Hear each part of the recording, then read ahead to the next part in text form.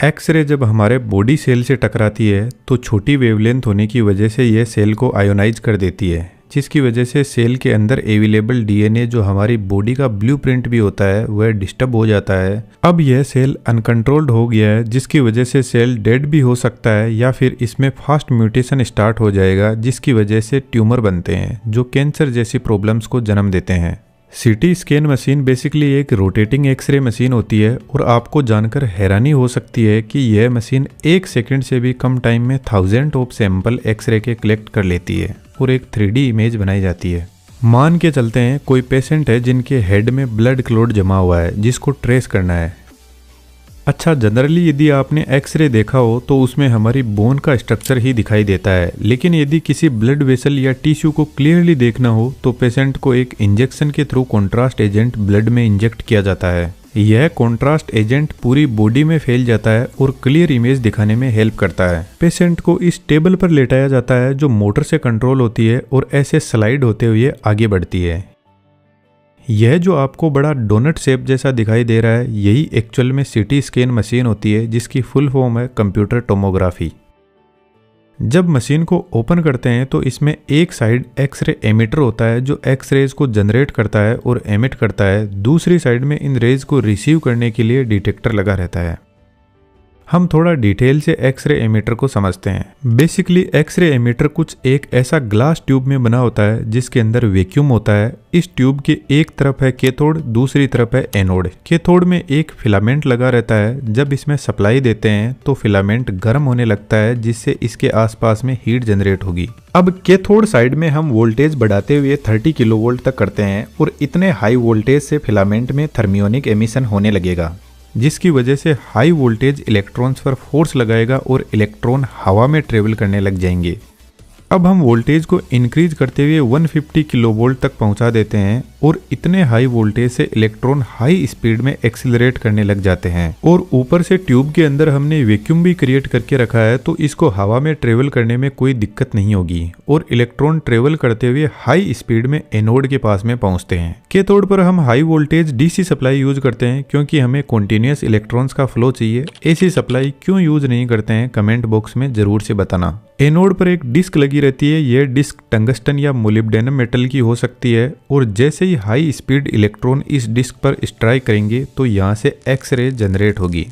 Anode का काम है कि हाई स्पीड में जो इलेक्ट्रॉन्स आ रहे हैं उनको डी एक्सिलरेट करना, और डी एक्सिलरेट करने के लिए हमें इलेक्ट्रॉन से एनर्जी को निकालना पड़ेगा ताकि यह शांत हो पाए। हमारी जनरल लाइफ में भी ऐसा ही होता है। जैसे किसी बच्चे को बहुत ज़्यादा गुस्सा आ रहा है तो वह किसी बड़े पर तो चिल्ला नहीं सकता, तो फिर वह कोई अपने जैसा ही ढूंढता है जिस पर या तो वह चिल्ला सके या उसकी कुटाई कर सके। तो बेसिकली बच्चा अपने हाई एनर्जी लेवल को बैलेंस करने की कोशिश कर रहा है, तो ठीक ऐसा ही यहाँ पर होता है।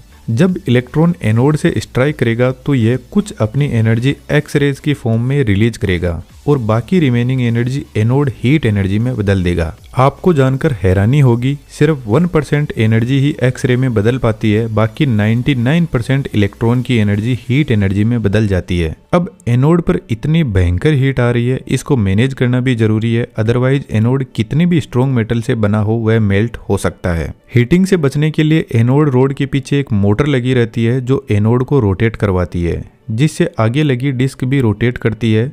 अब इस रोटेशन से हीट एनर्जी पूरी डिस्क पर स्प्रेड होने लगती है, जिससे थोड़ा बहुत हीट को कंट्रोल किया जाता है, लेकिन इससे काम चलता नहीं है। तो सीटी स्कैन में क्वालिटी को इम्प्रूव करने के लिए इसको थोड़ा मॉडिफाई करते हैं। इलेक्ट्रॉन्स के इस पाथ के अराउंड डाइपोल मैग्नेट लगाते हैं जो इलेक्ट्रॉन को फोकस करते हैं, और साथ में एनोड पर जब इलेक्ट्रॉन स्ट्राइक करते हैं तो कुछ इलेक्ट्रॉन्स इधर उधर भागने लगते हैं, जिनको स्कैटर्ड इलेक्ट्रॉन ट्रैप रोक लेता है, जिससे एक्सरे की क्वालिटी इंप्रूव होती है और इससे नॉइस बहुत कम होती है। अब एनोड की हीट को बाहर निकालने के लिए वाटर कूलिंग या ऑयल कूलिंग यहाँ पर प्रोवाइड की जाती है। अब एनोड डिस्क से जो एक्स रेज निकल रही है उनको कोलीमीटर से पास करवाया जाता है, जो रेज को फोकस्ड एरिया में भेजने का काम करता है।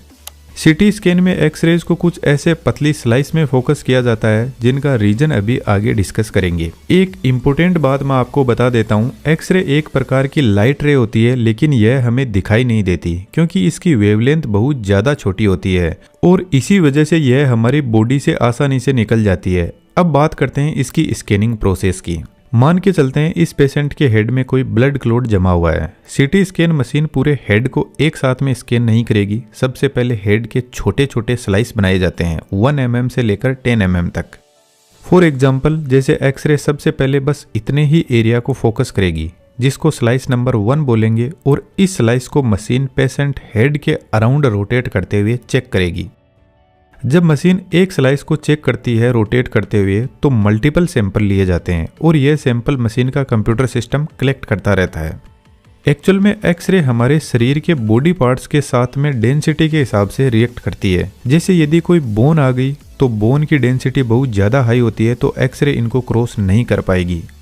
ब्रेन में जमा हुआ ब्लड क्लॉट की डेंसिटी ज़्यादा होती है रिमेनिंग बॉडी में फ्लो हो रहे ब्लड के कंपैरिजन में, तो इस ब्लड क्लॉट से कुछ ही रेज क्रॉस कर पाएगी, कुछ रेज को ब्लड क्लॉट एब्जॉर्ब कर लेगा। और यदि बॉडी में कॉन्ट्रास्ट एजेंट इंजेक्ट किया गया है तो एक्स रेज को यह एजेंट एब्जॉर्ब कर लेगा, जिससे इस एरिया की रेज आगे पास ही नहीं हो पाएगी। एक्सरे ब्रेन को क्रॉस करते हुए दूसरी साइड में डिटेक्टर के पास में पहुंचती है, जो इन एक्स रेज को कलेक्ट करता है और वापस इलेक्ट्रिक सिग्नल में कन्वर्ट करता है। सिटी स्कैन में लगा डिटेक्टर हॉरिजॉन्टल और वर्टिकल ग्रिड पैटर्न में सेट रहता है, तो एमीटर से आ रही लाइट को यह अलग अलग पॉइंट पर चेक करता है कि कितनी पावरफुल लाइट आई है, कौन सी जगह पर, और कितनी वीक लाइट किस पॉइंट पर डिटेक्ट हुई है। बेसिकली यह एक तरीके से शैडो कैप्चर करता है एक्सरे की। इसको मैं आपको एक सिंपल एग्जांपल से समझाता हूँ। मान के चलते हैं यह कोई ऑब्जेक्ट रखा हुआ है, लेकिन असल में हमें पता नहीं है कि यह कैसा दिखाई देता है, और इसके एक साइड में एक लाइट सोर्स लगाया हुआ है और लाइट सोर्स के जस्ट ऑपोजिट साइड में एक दीवार खड़ी हुई है जिस पर इस ऑब्जेक्ट की शैडोज पड़ेगी।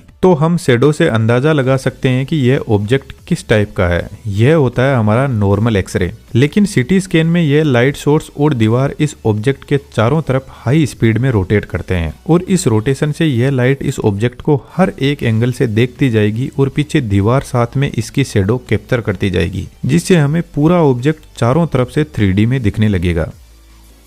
अब एक स्लाइस कंप्लीट हो जाती है तो पेशेंट को टेबल को हल्का सा आगे मूव किया जाता है और दूसरी स्लाइस की स्कैनिंग की जाएगी। इस तरीके से स्लाइस को 1 by 1 स्कैन करके एक प्रॉपर 3D इमेज बनाई जाती है। यह जो मशीन का पार्ट रोटेट कर रहा है इसको गैंट्री बोलते हैं, और इसकी स्पीड 0.25 to 1 सेकेंड पर रोटेशन होती है। लेकिन आज के modern CT scan high speed में रोटेट करते हैं और यह एक साथ में मल्टीपल स्लाइस को कैप्चर कर सकते हैं। अब एक छोटा सा क्वेश्चन आपके लिए, यह मशीन इतनी हाई स्पीड में रोटेट कर रही है और साथ में कंप्यूटर को भी डेटा सेंड कर रही है, तो क्या आप बता सकते हो यह अपना डेटा कैसे सेंड करती है? क्योंकि रोटेट करती हुई मशीन में वायर तो टूटने के चांस हो सकते हैं और वाईफाई ब्लूटूथ यहाँ पे यूज होता नहीं है। थोड़ा दिमाग लगाओ, वीडियो की लास्ट में आपको आंसर भी मिल जाएगा।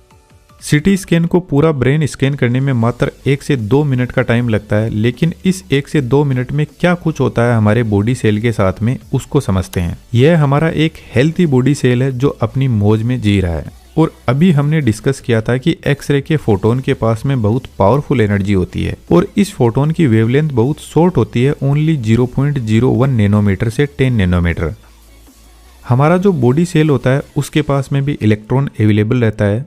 अब जब एक्सरे इस सेल से टकराएगा तो इलेक्ट्रॉन इसकी एनर्जी से बचने की पूरी कोशिश करेगा, लेकिन यदि एक्सरे के फोटोन के पास में ज्यादा एनर्जी हुई तो यह इलेक्ट्रॉन को लात मार के सेल से बाहर निकाल देगा, और जैसे ही इलेक्ट्रॉन यहाँ से बाहर निकलेगा तो सेल अब आयोनाइज हो जाएगा। अब यहाँ से जो इलेक्ट्रॉन निकला है यह फ्री हो जाएगा और आगे दूसरे सेल के पास में कहीं पर भी जा सकता है। लेकिन अब जो हमारा सेल है उसका पूरा बैलेंस बिगड़ जाएगा आयोनाइज होते ही। सेल के अंदर डीएनए प्रेजेंट होता है और डीएनए हमारी बॉडी का ब्लूप्रिंट होता है। जैसे ही यह सेल आयोनाइज होगा तो डीएनए में हमारी बॉडी की स्टोर्ड इन्फॉर्मेशन करप्ट होने लगेगी। अब इस हाई एनर्जी से या तो सेल पूरा डेड हो जाएगा, लेकिन यदि यह डैमेज ना होकर पागल हो जाए तो यह अनकंट्रोल्ड म्यूटेशन करने लग जाएगा, और इस म्यूटेशन से बॉडी के किसी पार्ट में ट्यूमर भी बन सकती है या फिर कैंसर जैसी भयंकर बीमारियों का भी जन्म हो सकता है, जो एक तरीके से अनकंट्रोल्ड सेल का म्यूटेशन ही होता है। और ठीक इसी तरीके से एक्सरेज बॉडी में अवेलेबल वाटर मॉलिक्यूल को भी आयोनाइज कर देती है, जिससे यह वाटर मॉलिक्यूल हाईली रिएक्टिव बन जाते हैं और यह water molecule DNA protein cell को खत्म करने लगते हैं। अब मेरे ख्याल से आप यहाँ पर डर गए होंगे कि एक्सरे या सीटी स्कैन करवाना चाहिए या नहीं। तो हाँ, शॉर्ट पीरियड में एक्सरे और सीटी स्कैन के साइड इफेक्ट होते हैं, लेकिन यहाँ पर कुछ इंपॉर्टेंट फैक्टर है जिनको आपको ध्यान में रखना चाहिए। एक्सरे की रेडिएशन को मेजर करने की एक यूनिट होती है जिसको बोलते हैं मिलीसीवर्ट्स। जनरली एक पर्सन पूरे साल में एवरेज 3 मिलीसीवर्ट्स रेडिएशन रिसीव करता है नेचुरल सोर्स से, जैसे कॉस्मिक रेज, रेडोन गैस से। तो सीटी स्कैन और जनरल एक्सरे में रेज की रेडिएशन कंट्रोल्ड वे में भेजी जाती है। जनरल एक्सरे में सिंगल चेस्ट स्कैन के लिए 0.1 MSV रेडिएशन की डोज दी जाती है और यही चेस्ट स्कैन में 7 MSV होती है, लेकिन यह रेडिएशन लेवल अलग अलग बॉडी पार्ट के हिसाब से इनको इंक्रीज या डिक्रीज किया जा सकता है। अब जनरल सीटी स्कैन और नॉर्मल एक्सरे के अंदर रेज को इतना कंट्रोल किया जाता है कि यह हमारी बॉडी को नुकसान ना पहुंचाए। यहाँ पर नुकसान सिर्फ इतना ही होता है कि नेचुरल सोर्स से जो रेडिएशन हमें एक साल में मिलती है उनको सिर्फ कुछ ही मिली सेकेंड में हमारी बॉडी में इंजेक्ट कर दिया जाता है,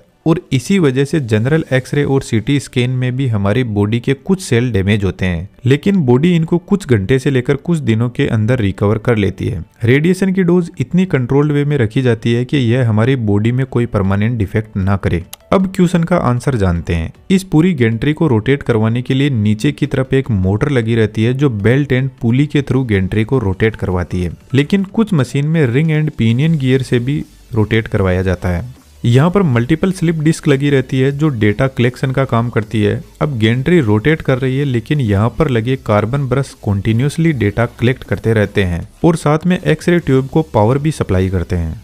यदि आप ऐसा एनिमेशन सीखने में इंटरेस्टेड हो तो हमारे बेहतरीन एनिमेशन के कोर्स को ज्वाइन कर सकते हो, जहां हम AI और 3D से रिलेटेड और भी अपडेट रेगुलर देते रहते हैं। उम्मीद करता हूं आपको सीटी स्कैन और एक्सरे की कंप्लीट वर्किंग समझ में आई होगी। कोई भी डाउट हो तो कमेंट बॉक्स में जरूर से हमें बताना। इसके अलावा आप चैनल की मेंबरशिप के थ्रू हमसे जुड़ सकते हो।